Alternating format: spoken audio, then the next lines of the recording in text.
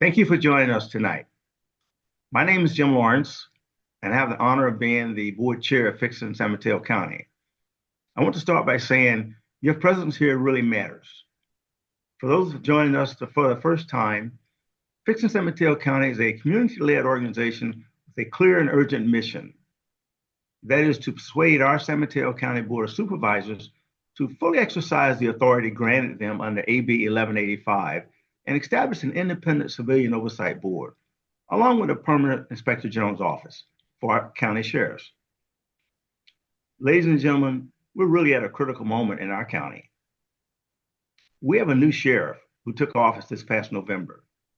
It's reasonable and expected that any new administration will want to roll out and test its programs. But accountability does not pause for transitions. Oversight is not an obstacle to good leadership. It's a measure of it.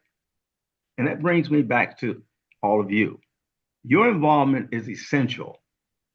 The responsibility to ensure accountability does not rest with any one sheriff or any single supervisor. It rests with us, the people of San Mateo County.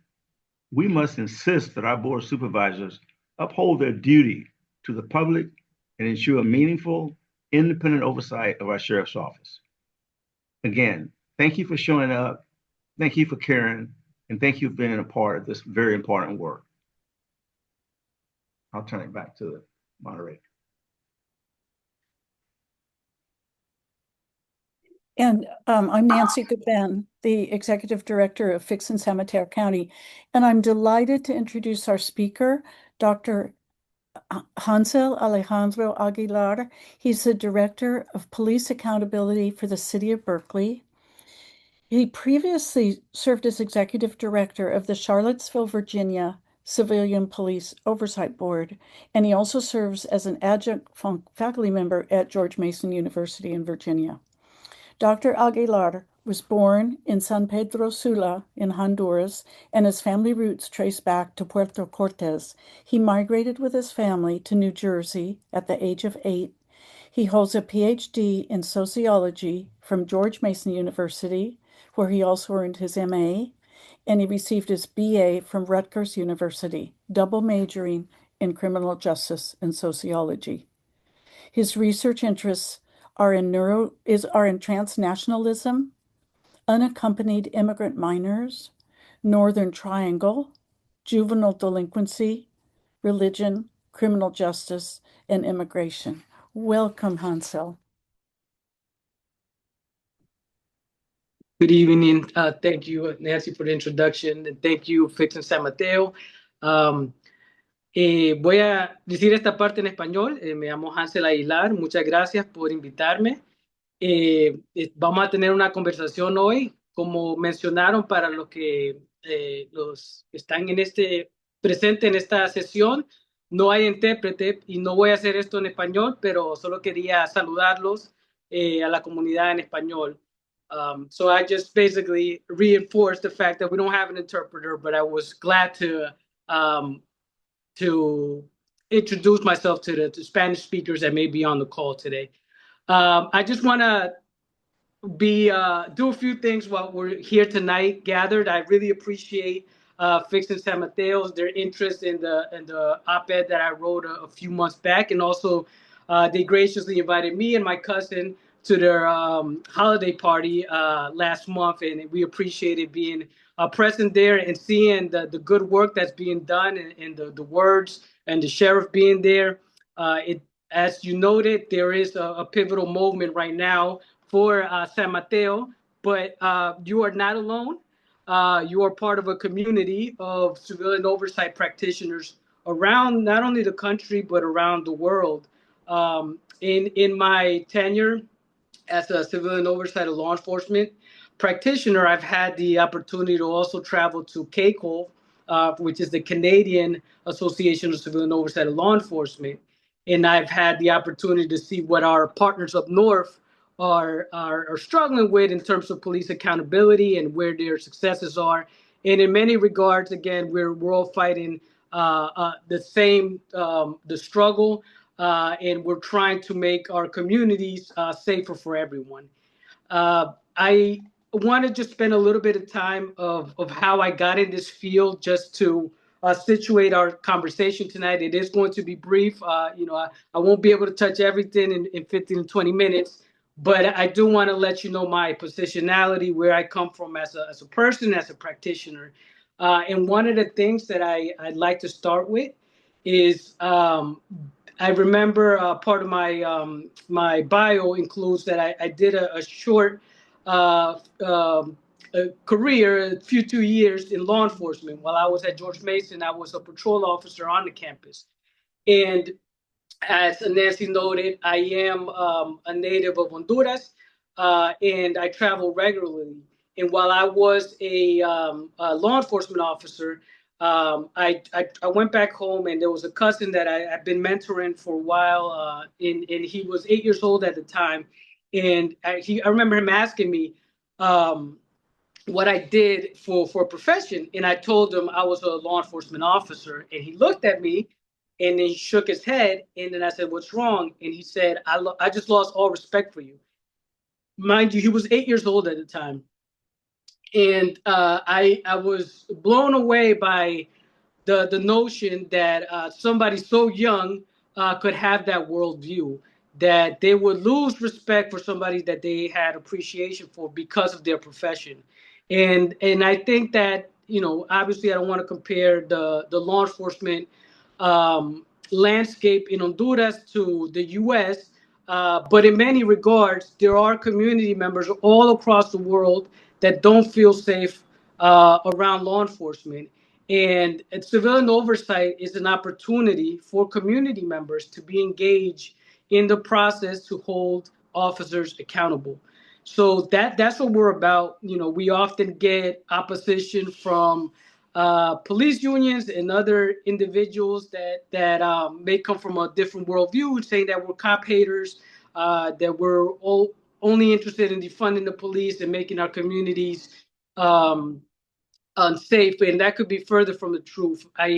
I've been in this field for over a decade, and every civilian oversight or most civilian oversight of law enforcement practitioners that I come with, they're really devoted to their community, to ensuring that there's a positive and a safe relationship between law enforcement and all members of the community. So when I wrote this article, this op-ed that was published in the East Bay Times and Mercury News. It was titled, the editor, the final title was 5 Years After Floyd, Civilian Police Oversight is Dying on the Vine. The original title was Civilian Oversight of Law Enforcement is Dead. And, I wanted to be provocative with the title, but I also wanted to be hopeful. And I kept refining the paper and the op-ed, and it was a way for me to sort of reach out to our community members, our practitioners, and really reflect on what the state of our field was. We have seen a lot of great news, and I end up on a positive note, and I'll get back to that later. But we have to be honest and have a conversation about these struggles that we're all experiencing. And we have seen it at all levels of governance. From the federal level, we could honestly and critically say that we don't really have oversight in the Civil Rights Division right now in the U.S. Department of Justice, a very important role that was being done by the U.S. federal government. But we've also seen it in the states, at the state level, Florida rolling back, and other jurisdictions, Tennessee rolling back at the state level, their program of oversight. And we've seen a lot of retrenchment on the local level. And this has all happened in the 5 years since the murder of George Floyd. So I know that may not necessarily be comforting to hear that, well, it's happening everywhere. But I know that sometimes when you come into this field as a community member, you can get discouraged because you see what's going on and you're trying to do good for your community. Many of us are invested because we might have a personal narrative or story that's related to police misconduct. And others, you just are really devoted on a more global level to ensuring that law enforcement is being held accountable. So I softened the title, did not declaring the field dead because I don't think that is accurate, but it is in many regards since George Floyd dying. So I wanted us to have that honest conversation and situate it there first. If you could advance to the next slide, please. I noted that it began as a bold democratic intervention. I won't do the historical piece. I think NACO, the National Association of Civilian Oversight and Law Enforcement, has a really great video, Oversight 101. They have done a video that during 2020 that came out that gives you good historical overview. And civilian oversight has been around one way or another for over a century. And at Berkeley, where I am currently the director, and I also note that I'm not speaking in that capacity today. I'm speaking globally as a civilian oversight practitioner. But I would say that one of the prides is that we were one of the, or believed to be the first civilian oversight of law enforcement agency with investigative authority. So it was the first time that people outside of the department, outside of internal affairs, were able to look at police misconduct. And that is a bold democratic intervention, as I noted in the op-ed. And I think it's important to understand that in too many places, though, this has been symbolic. You know, the meetings are still occurring, but in the reports are still getting written, but they may get put on the shelf. And you know, there might not be a follow through on the recommendations. So this is something we have to be very mindful about. We have to be very conscientious and conscious that this is a marathon. It's not a sprint. We will see setbacks. We have to ensure that we're continuing to hold the police even when it's not accountable, even when it might not be the popular thing to do. If you could advance to the next slide, please. Okay, so this is a concept that I drew from sociology. Oversight today occupies the space of liminality. So it's a liminal space where we're at the threshold moment. And we're not, again, not quite dead as I originally planned to declare, but we're not fully thriving. And there are ways that we continue to fall short as a community. And even in states that are progressive, like California, that is advancing the law. We're seeing many new laws that are in support of more transparent police accountability and disclosing records. There's still a back and forth, a pendulum swinging here. So we want to make sure that we continue to be conscious of this, that we're at this delicate place, whether at the community level, whether at San Mateo, or whether at other communities, that you're starting up and you're constantly being challenged of what value are you bringing to the table. And the value that we can bring to the table is really tied to the teeth that we're being provided. So there was a really great paper that came out a few years ago. Mir Usman Ali, he did his PhD on this, and he actually presented alongside me and other practitioners at this past year's NACO. But he mapped out where oversight could be effective. And what his research, empirical research, demonstrated was that the more teeth that their civilian oversight agency had, the more likely or the more able it was to be able to achieve what we wanted to do, to lower discrepancies or disproportionalities in policing, to ensure that police are being held accountable. So this is, again, the promise of civilian oversight when it's properly funded, when it has the legal opportunities, and it was well codified in the system. If we can advance to the next slide, please. Okay. The one thing that I noted in the op-ed was that this is not what we're facing is not a violence of batons or bullets, but the quiet devastation inflicted by law. And if you see that, that's one of the many images that came out of the protests out of George Floyd's murder. This one particular was the one that the editor used for the op-ed in San Jose. But we see it in a lot of places, this concept of legal violence. So yes, we know that the physical violence does occur, which is why, in essence, we exist. But as a field, we're also facing this concept in sociology that's noted as legal violence, and that's when we're seeing the delay, the denial, the procedural obstruction, and institutional neglect. And I in the op-ed I mentioned different jurisdictions where city attorneys or district attorneys are intervening with the ability for the oversight entity to do its very important work. And we also see in the way of loosened funds for the civilian oversight entities. And this is, again, we're in a very critical, I think, economic situation in many communities in California, where our elected officials are making very difficult decisions about how the budgets are going to be structured. And very often, civilian oversight is seeing some of the defunding where they're losing some of their ability to do the work that they've been entrusted to do.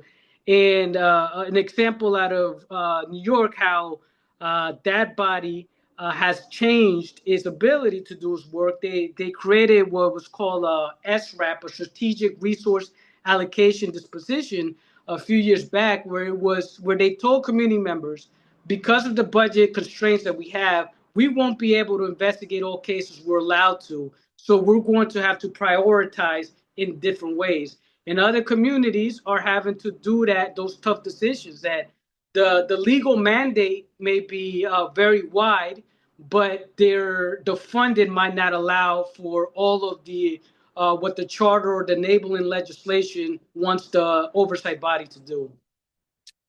If you could advance to the next slide, please.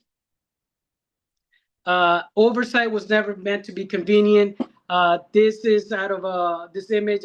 I really liked it. It's a watchdog, DPA on duty. This is not any criticism of our good friends at San Francisco, but it is a reflection of San Francisco in that article and talking about some of their struggles. This is from a few years back, but the imagery there I think is important.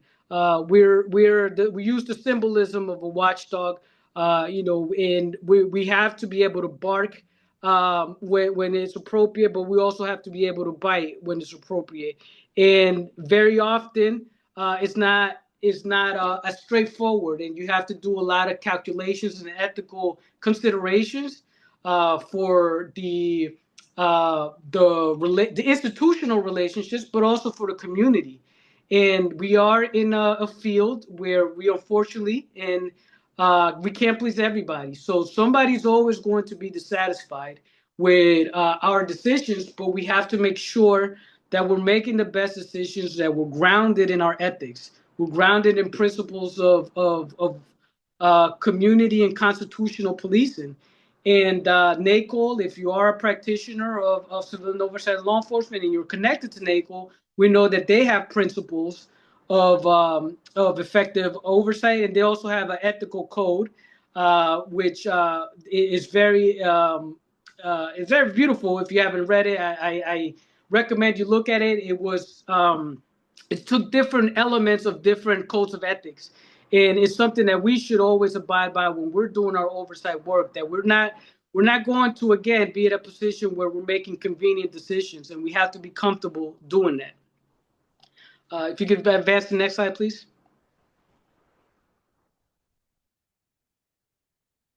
And again, I noted in the op-ed, there's been at every level of governance, we have seen oversight being challenged. In some states, it's completely wiped out now.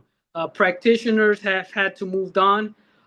We also have had our folks from the DOJ roll off, and through a lot of the restructuring of the federal government. And the good thing is that some of those practitioners are now at the local levels. I personally know some that have been able to transition into civilian oversight to law enforcement, and we need practitioners that are devoted to this. Martin Luther King in the civil rights era, they fought for these rights. Our constitutional rights are at stake here when we're talking about accountability and law enforcement oversight. So this is something that we must not take delicate, and we should be in this for the long run. And there are a lot of different examples throughout the country where community members, San Mateo, you're emerging in your journey. There are other Bay Area jurisdictions as well. I ended the op-ed with Richmond. They have, as of last year, they are in the process of reforming their system in over 40 years, and they're modernizing in a way that's consistent with effective practices as established by NACOL and other jurisdictions of practice. So there are a lot of case studies that are showing what can happen when community members stay devoted, when practitioners and policymakers are speaking to each other and are understanding the value.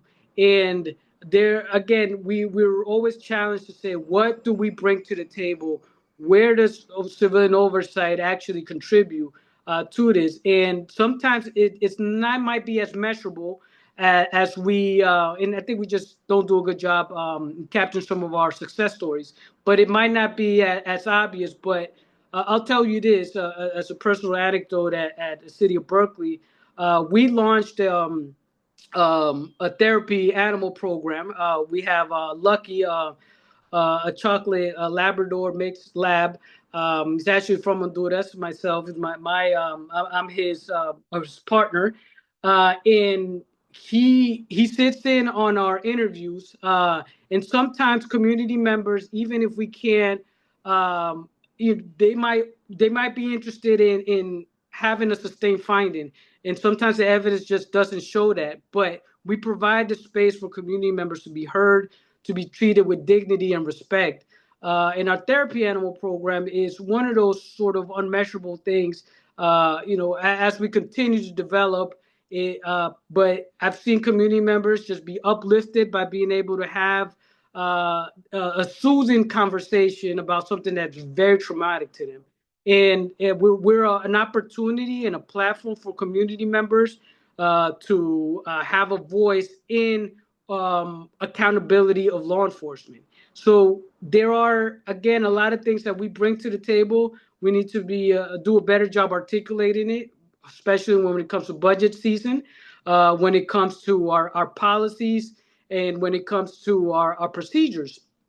And I'd like to stop it there. I know been seeing it floating a lot of questions. The next slide is just my contact information.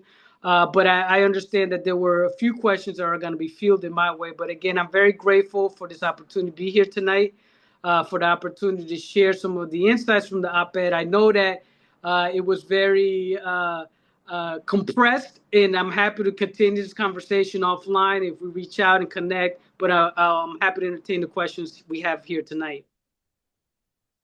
All right. Well, Hansel, thank you so much for all of that great information.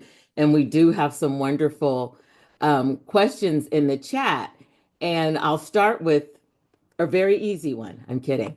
How do you create the political will allowing a governing body such as the Board of Supervisors the courage to set up oversight, even if police unions don't want it? Yes, and this is a great relationship building question. I don't know that I have a magic answer for you, but I've also served in the capacity of a commissioner or a panelist in Fairfax County, Virginia. I was the inaugural panelist.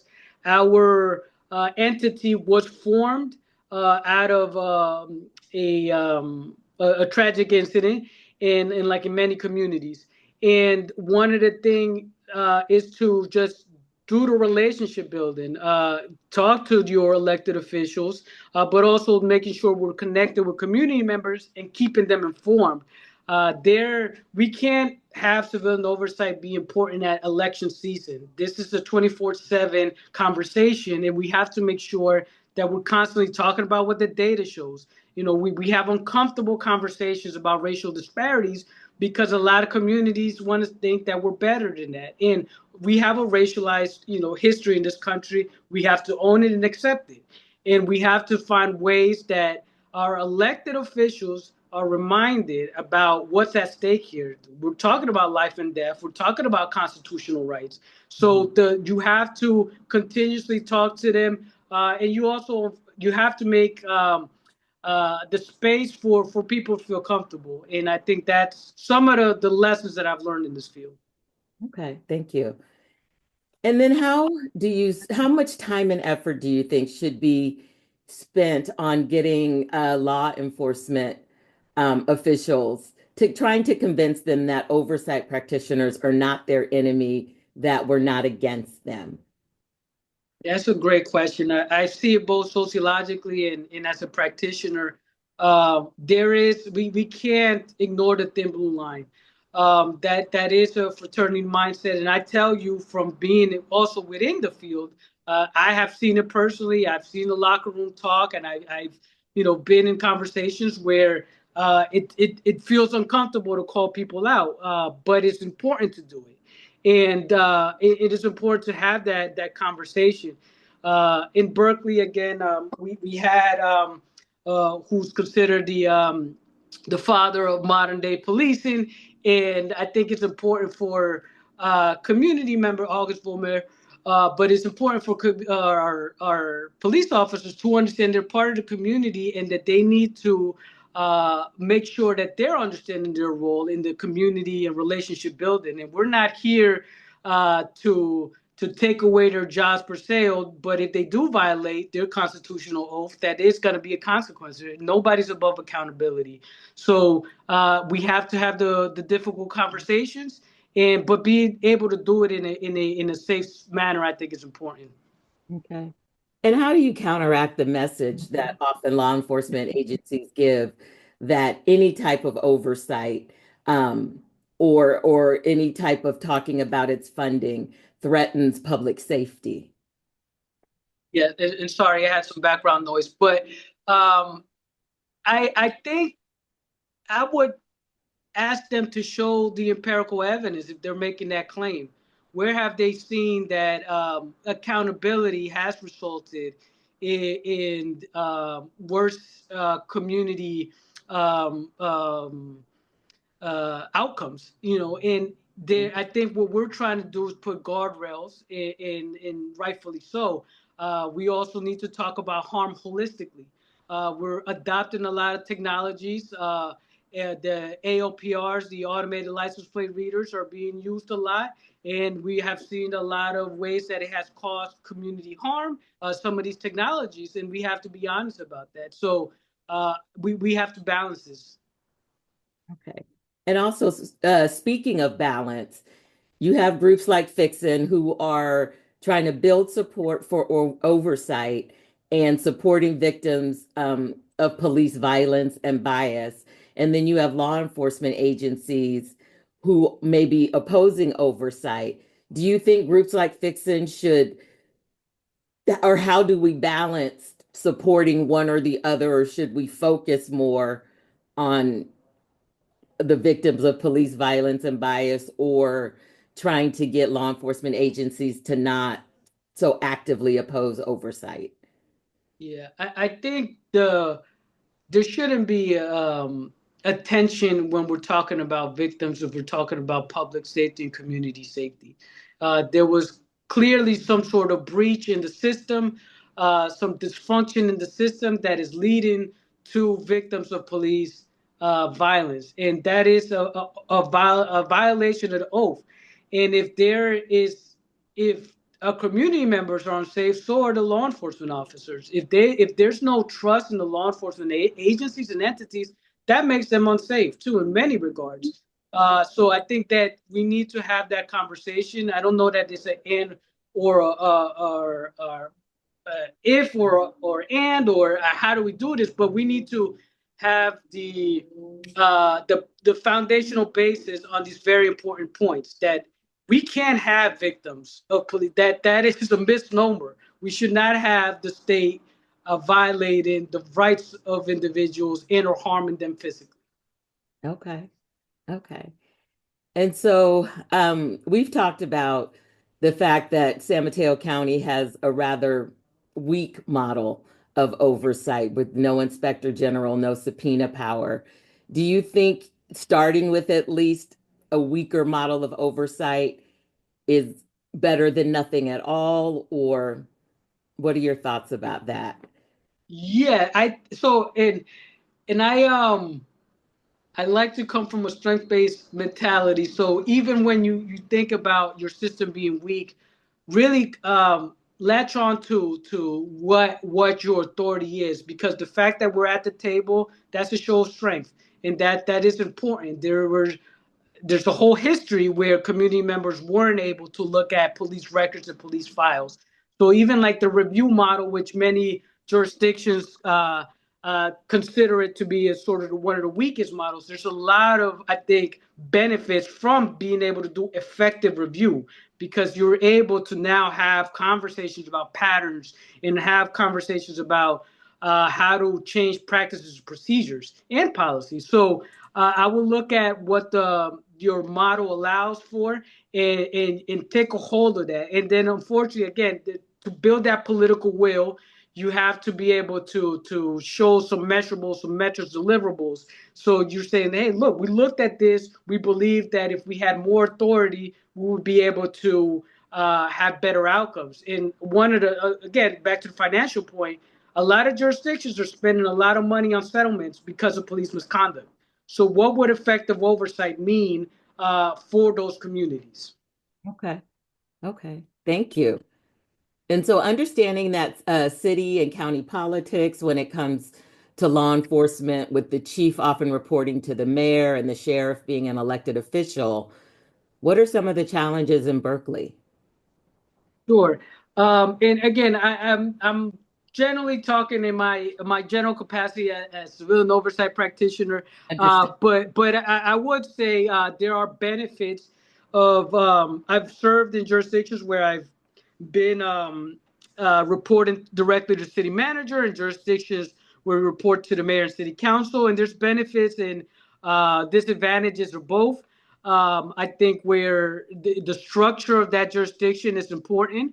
One of the things at Berkeley, though, to be specific and not shy away from the question, when the model was established in 1973, the Police Review Commission was under the authority of the city manager, and in many regards, that can lead to conflicts of interest if the city manager also oversees the police. So one of the things that was done in the modernization of civilian oversight in Berkeley was to take the system out of the city manager purview and put it directly reporting to the council and the mayor. So that's the system we have.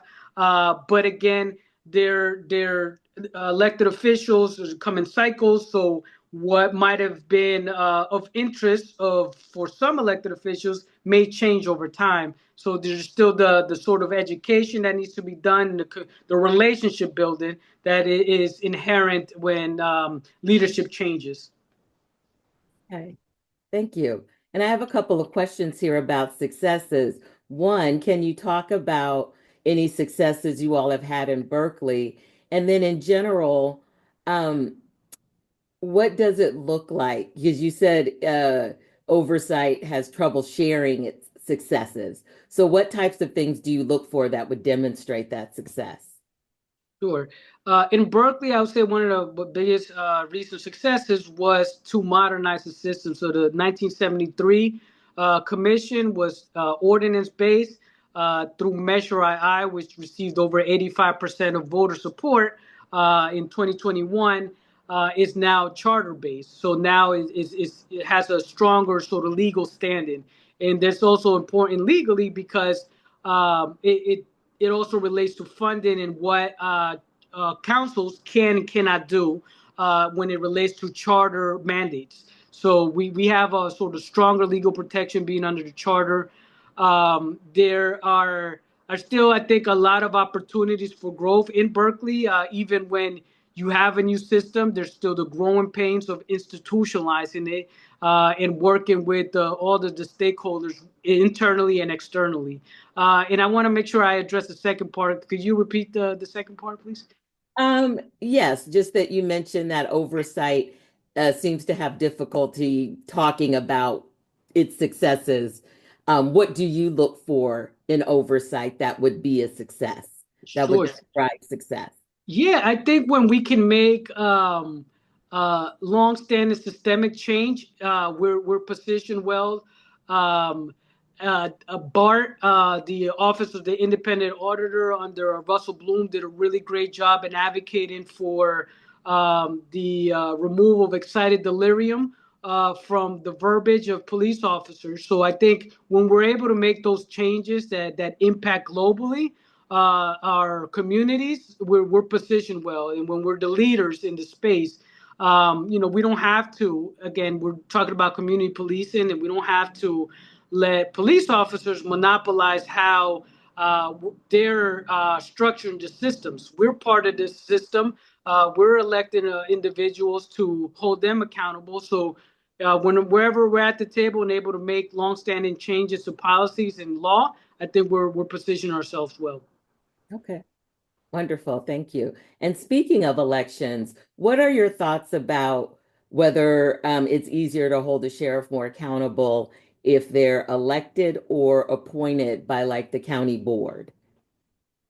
Yeah, that's a great question, and I will shy away from this question as much as I appreciate law enforcement oversight globally. Sheriff oversight is the one area where I have not practiced yet as a practitioner, but I do suspect there are both advantages from an elected system and from an appointed system. But at the end of the day, public servants, they report back to the communities and the people. So you don't get a pass one way or another. Okay. Okay. Thank you. Thank you, Hansel, so very much for this great information. And thank you everybody in the audience for these great questions as well. And I think now I will turn it over to, let me just check real quick. RJ. No, I think me. Oh, I'm sorry. Okay. You'll be sued. So again, I'm Nancy Goodban, and thank you all for coming, especially your insights, Hansel, because these are issues we're struggling with here in our county, as well as we have several attendees from the California Coalition for Sheriff Oversight, and all of us are struggling with these same issues that came up in the questions. But for people who are new, Fix in San Mateo County just got started 4 years ago when a small group of us got together to share concerns about the sheriff's office. One was that 5 deputies had killed, using tasers, killed a young man named Chinadu Akobi, and nothing really happened. The other impetus was that our sheriff at the time was the only one in the Bay Area, almost the only one, who was still turning people over to ICE when they got out of jail and were ready to go home to their family. And then we learned that Black people in our county are 9 times more likely to be arrested than white people, and Hispanic people twice as likely as white people. And the community, we realize, has an important role to play in community safety. We decided we needed a voice at the table. So we created a nonprofit, Fix in San Mateo County, with that single mission of establishing effective independent civilian oversight of the sheriff's office.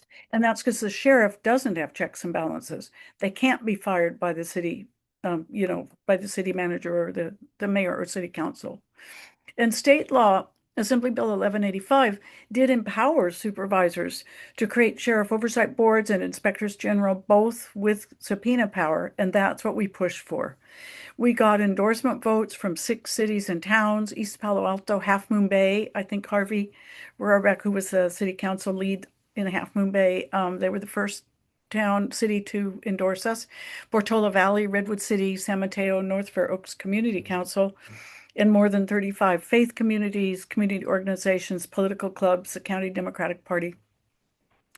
So in response to community pressure, in December 2023, the Board of Supervisors did take a historic first step towards oversight by establishing the Independent Civilian Advisory Commission on the Sheriff's Office, or ICAC.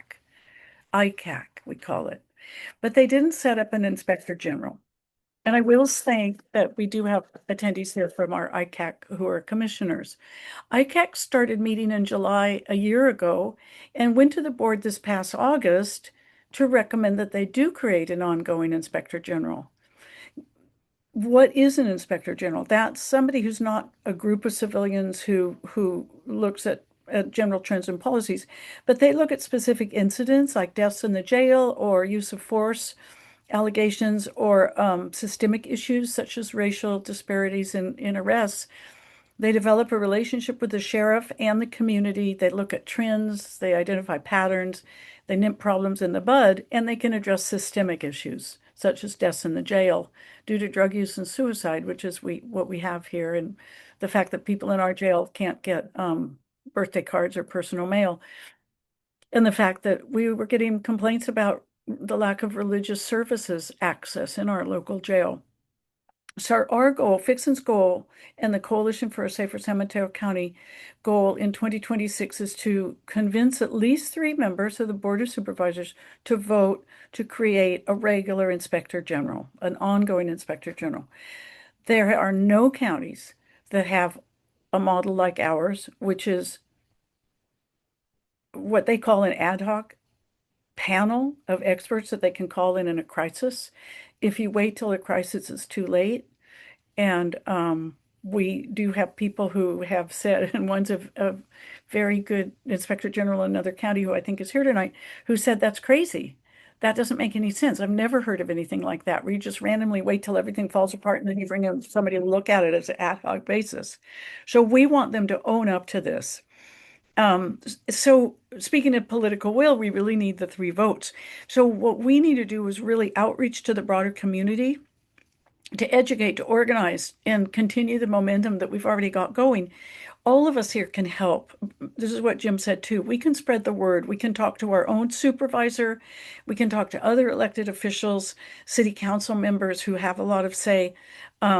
Put us in touch with your Rotary Club or your PTA or your faith community, and we can come and talk about the benefits of civilian engagement and involvement in improving community safety and public safety.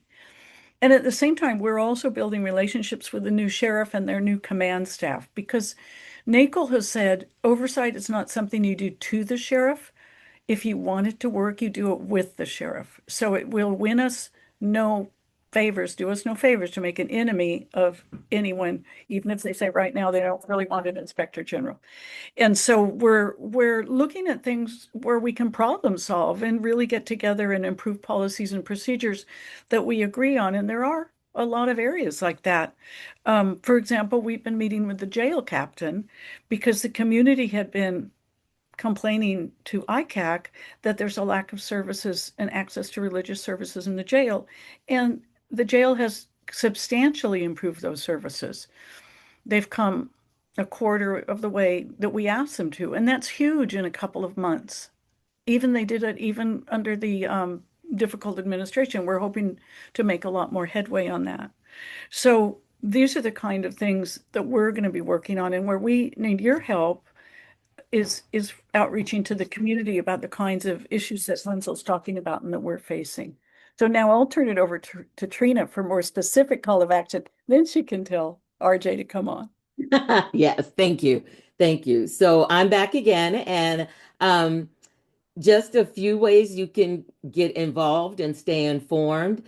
And one of them happens tomorrow evening. It is the ICAC meeting. It starts at 6:30, goes till 8:30. And it's in person and on Zoom. And it is a very good meeting. A lot gets discussed, a lot happens, a lot of great questions, a lot of wonderful information. The commissioners are very involved and engaged. And I recommend attending in person if you can, but if you can't, Zoom is actually a great alternative. And tomorrow at 6 p.m. before the meeting, there's going to be a welcome to the new sheriff, Kenneth Bender, in the Manzanita Hall in Redwood City. And that's 500 County City Drive, Manzanita Room in Redwood City at 6 o'clock. And so you can come and meet the new sheriff. And then in a couple of weeks, on January 20th at 4:30, we will have our annual happy hour, Fixin Happy Hour at B Street and Vine in San Mateo. There's no RSVP needed. It's just a chance to get together and chat and be in community and support each other, and just spend some good time together. And then February 3rd, next month, for our meeting, our monthly meeting, we will have Amaris Leon of sherifaccountability.org, and she'll be talking about the power of the sheriff's office. We'll be sending out registration so you can sign up for that talk as well. And again, I will thank Hansel for his wonderful information. And now I will turn it over to RJ.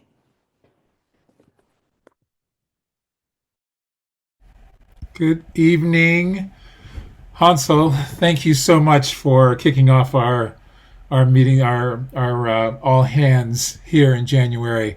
And I hope that everyone like myself really appreciate the energy you brought in today. And a good reminder to me that this is a marathon. I sometimes I get a little distracted and frustrated, and I just want to thank you so much for help grounding us and continuing to look forward. So if everyone just take a moment and let the words from Hansel just land, and know that we're not alone in this. That there's a big effort out there, and we're a part of this huge effort that needs to happen. And as we extend that gratitude to Hansel and those who come and support us, let's send our energy first into the earth, as if you could reach into the earth and give thanks to that which comes from the earth. And give thanks to those who till the soil that brings and put those vegetables and fruits onto our table, that need this effort that we're placing forward. And then an extension above, giving thanks for that which is above, the sun, the moon, the birds, our hope for a brighter future. And hold that hope into your heart. This references of great people that Hansel referenced today, of people willing to step in and actually take the fight to the street and work, not only fighting in the street, but also shaking hands with those that we need to work with on the law enforcement side. And then an extension of your arms out into the community for those who need our comfort, our help, our support, our energy. And then bringing that into the self and acknowledging the willingness that you have to help move this forward. And a thank you to the self for committing and doing whatever you can to help move this fight forward as we go into 2026.